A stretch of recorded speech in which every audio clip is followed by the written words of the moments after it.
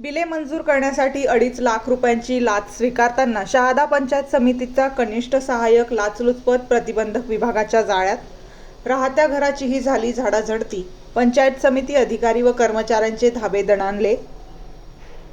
कामाच्या बिलांची रक्कम मंजुरीसाठी 2.5 लाख रुपयांची लाच स्वीकारताना शहादा पंचायत समितीमधील कनिष्ठ सहाय्यक अभिजित भावसार लाचलुचपत प्रतिबंधक विभागाच्या जाळ्यात अडकला.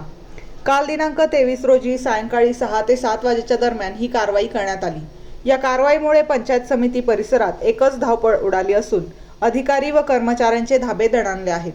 दरम्यान सदर कारवाई आल्यानंतर पथकाने संशयित अभिजित भावसार यांच्या कुबेरनगर परिसरातील राहत्या घरी देखील धाड टाकून झाडाझडती घेण्यात आली.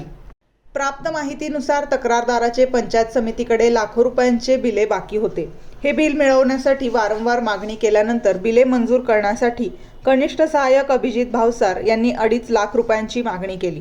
त्यानुसार तक्रारदाराकडून ही रक्कम शहरातील स्पाइस अँड ग्रिल हॉटेलजवळ स्वीकारताना भावसार यांना 2.5 लाख रुपये स्वीकारताना लाचलुचपत प्रतिबंधक विभागाने रंगेहात पकडले. या कारवाईमुळे पंचायत समिती परिसरात खळबळ उडाली आहे. ब्युरो रिपोर्ट सुमित गिरासे, बेधडक मी मराठी न्यूज, शहादा.